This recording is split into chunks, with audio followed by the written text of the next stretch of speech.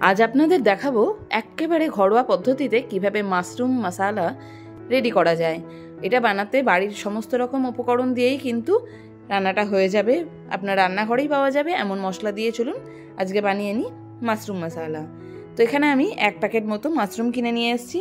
মাশরুমটা ভালোভাবে আমি ধুয়ে নেব এবং দেখুন, যেহেতু মাশরুমটা একটু বড় বড় ছিল সেটাকে কেটে নিয়েছি।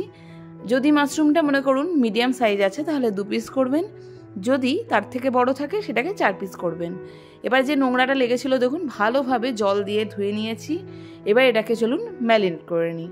তো এর মধ্যে আমি প্রথমেই দিয়ে দিলাম 2 চামচ মতো ঘি, আর দিয়ে দিচ্ছি কালারের জন্য হলুদের গুঁড়ো, আর এর মধ্যে দিয়ে দেব রেড চিলি পাউডার, মানে কাশ্মীরি রেড চিলি পাউডার, সেটাও কালারের জন্য। আর এবার ওপর থেকে দিয়ে দেব একটু পরিমাণ নুন, যাতে পুরোটা মাখানোর সময় নুনটা মাশরুমের মধ্যে কিছুটা হলেও ঢুকে যায়। তো দেখুন এখানে সব জিনিসগুলো দিয়ে দিয়েছি। এবার এটাকে চলুন একটু মাখিয়ে নিই। এটা মাখিয়ে 10 মিনিট মতো রেখে দেব। একটু আগে থেকে মাখিয়ে রাখলে এটাকে আর ভাজার প্রয়োজন পড়ে না। অনেকে মাশরুম কিন্তু ভেজেও রান্না করেন, তো আমি কিন্তু ডিরেক্টলি এটাকে মশলা মাখিয়ে রেখে দেওয়ার পরে এর মধ্যে মশলার মধ্যে এই মাশরুম কিন্তু দিয়ে দেব। তো এখানে আমি দেখুন একটা ফ্রাই প্যান বসিয়ে দিয়েছি, তার মধ্যে দিয়ে দেব গোটা গরম মশলা। আর এর গোটা গরম মশলাটা হালকা দেখুন এর ফ্লেভারটা যখন ছেড়ে আসবে এর মধ্যে দিয়ে দেব বাকি জিনিসগুলো। তো দেখুন এখানে কিন্তু গরম মশলাটা ফুটতে শুরু করেছে। এবার দিয়ে দেবো এর মধ্যে কুচিয়ে রাখা পেঁয়াজগুলোকে আমি একেবারে ছোট ছোট করে কেটে নিয়েছি। এটাকে কিন্তু খুব সুন্দরভাবে মিহি করে কাটার পরে এর মধ্যে ভাজতে দিয়ে দিচ্ছি। তো ভাজতে ভাজতে বেশ কিছুক্ষণ সময় লাগবে। এটা যখন একবারে পিঙ্ক কালার হয়ে আসবে ভাজতে ভাজতে, তখন কিন্তু বাকি জিনিসগুলো আমি মিশিয়ে নেব। কিন্তু দেখুন এখানে কিন্তু এখনও ভালোভাবে ভাজা হয়নি, এখন আরও কিছুক্ষণ ধরে এটাকে ফ্রাই করতে হবে। তো চলুন এবার মিশিয়ে নিয়ে এর মধ্যে স্বাদ মতো কাঁচা লঙ্কা, যে যেরকম ঝাল পছন্দ করেন সেরকমভাবে কাঁচা লঙ্কাটা এর মধ্যে দিয়ে নেবেন। তো দেখুন পেঁয়াজ আর কাঁচা লঙ্কা ভালোভাবে মেশানো হয়ে গেছে এবং এর কালারটা কিন্তু হালকা হালকাভাবে চেঞ্জ হতে শুরু করেছে। আর আপনাদের কার কার মাশরুম ভালো লাগে আমাকে কমেন্ট বক্সে যেন অবশ্যই জানাবেন। আমার তো খুবই ভালো লাগে, সে পরাঠার সাথে হোক, রুটির সাথে হোক, ভাতের সাথে হোক, যাই হোক আজকে কিন্তু এটা আমি ভাতের সাথে সার্ভ করব। তো দেখুন আপনাদের সাথে কথা বলতে বলতে পেঁয়াজটা কিন্তু পুরো ভালোভাবে পিঙ্ক কালার হয়ে এসেছে এবং ভালোভাবে ভাজা হয়ে গেছে।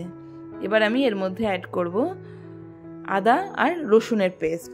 এটা বেশ অনেকটা পরিমাণ নিয়েছি, যেমন পরিমাণ মাশরুম ঠিক তেমন পরিমাণ এর মধ্যে স্বাদ মতো এবং পরিমাণ মতো সমস্ত মশলা অ্যাড করবেন। তো দেখুন এখানে আদা রসুনটাও কিন্তু পেঁয়াজের সাথে ভালোভাবে মিশে গেছে এবং তেল ছেড়ে এসছে। তেল ছেড়ে আসলে জানবেন আদা রসুনের যে গন্ধটা, কাঁচা গন্ধ, সেটা কিন্তু চলে গেছে এটা থেকে। তো চলুন এবার মেশাবো এর মধ্যে কালারের জন্য 1 চামচ মতো হলুদের গুঁড়ো আর 1 চামচ মতো কাশ্মীরি রেড চিলি পাউডার। এই দুটোকে দেওয়ার পরে আমাকে কিন্তু আরও কিছুক্ষণ দেখুন চালিয়ে নিতে হবে। এবার এটা মিশিয়ে নেওয়ার পর আমি মেশাবো এর মধ্যে 2 থেকে 3 খানা ছোট ছোট টমেটো। এটাকে আমি মিক্সিতে পেস্ট করে নিয়েছি। এটাকে দিয়ে দেখুন কিছুক্ষণ চালাতে হবে, এটারও একটা কাঁচা গন্ধ থাকে। তো এটাকে দেওয়ার পরে চালিয়ে নিয়ে কিছুক্ষণ ফুটতে দিতে হবে। তো দেখুন এখানে কিন্তু এটা ফুটতে লেগেছে এবং এর গ্রেভিটা যে জলটা দিয়েছি সেটা যখন ভালোভাবে টেনে নেবে পেঁয়াজের মধ্যে বা টমেটোর গন্ধটা পুরোপুরি কাঁচা গন্ধটা চলে যাবে, তখন কিন্তু তারপরেই আমি যে কোনো মশলা অ্যাড করব। তার আগে অবধি কিন্তু এটাকে কন্টিনিউ চালিয়ে যেতে হবে। আর এর মধ্যে আমি আপনাদের রিকোয়েস্ট করছি, যারা আমার চ্যানেলে নতুন বা পুরনো আছেন, চ্যানেলটিকে সাবস্ক্রাইব করেননি, তাদেরকে সবাইকে রিকোয়েস্ট করব যদি পারেন আমার চ্যানেলটিকে প্লিজ সাবস্ক্রাইব করে দেবেন এবং আমার ভিডিও আপনাদের কেমন লাগে আমাকে যেন জানাবেন। আর যদি ভালো লাগে যেন অবশ্যই আমাকে কমেন্ট বক্সে আপনাদের মতামত ওখানে লিখে জানাবেন। তো দেখুন আপনাদের সাথে কথা বলতে বলতে এখানে কিন্তু মশলাটার মধ্যে যে জলটা ছিল সেটা টেনে নিয়েছে। এবার এর মধ্যে আমি অ্যাড করে দিলাম যে মাশরুমটাকে আমি মাখিয়ে রেখে দিয়েছিলাম, সেটাকে, এইটা কাঁচাই মাশরুম ভালোভাবে শুধু মাখানো ছিল। তো এটাকে দিয়ে ভালোভাবে মাশরুমের সাথে মশলাটাকে ভালো করে মিলিয়ে নেব। এই মাশরুমটা কিন্তু কাঁচাই দিতে হয়, মানে মাশরুম মশলার মধ্যে এটাকে কিন্তু ভেজে অ্যাড করা হয় না। এটাকে জাস্ট 10 থেকে 15 মিনিট আপনি ওই মশলা মাখিয়ে রেখে দেবেন এবং মশলা যখন আপনার ফ্রাই প্যান বা কড়াইয়ের মধ্যে যেখানেই না মশলাটা কষছেন, সেটা যখন 100% মশলা কুক হয়ে যাবে তার মধ্যে শেষে গিয়ে মাশরুম দেবেন এবং তারপরে দিয়ে দেবেন বেটে রাখা চিনে বাদাম। চার মগজের দানা, চার মগজের দানা যেটা আছে সেটাকে বেটে নিয়েছি এবং এটাকে দিয়ে দিলাম। এটা 2 চামচ মতো চার মগজের দানা ছিল। তো চার মগজ দেওয়ার পর এটা কালারটা দেখুন পুরো অন্যরকম হয়ে গেছে এবং এই কালারটা কিন্তু পুরো মাশরুম মশালার যে কালারটা হয় সেটা নিয়ে নিয়েছে। এবার এর মধ্যে আমি একটুখানি চিনি অ্যাড করে দেব। রেস্টুরেন্টের যে কোনো রান্নায় কিন্তু একটু চিনি অ্যাড করা হয়।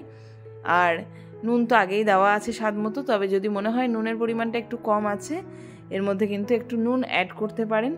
আর এর মধ্যে আমি গরম মশলা একটু দিয়ে দিলাম শেষে।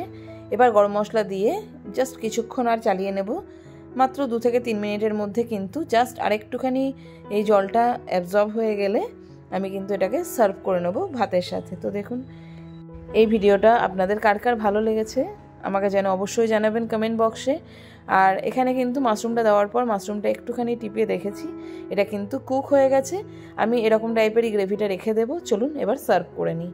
তো এখানে আমি দুপুরবেলা ভাত নিয়ে নিয়েছি, এবার ভাতের সাথে সার্ভ করে নিচ্ছি মাশরুম মশালা। খেতে কিন্তু দারুণ হয়েছে। আজ এখানেই রাখছি, থ্যাংক ইউ।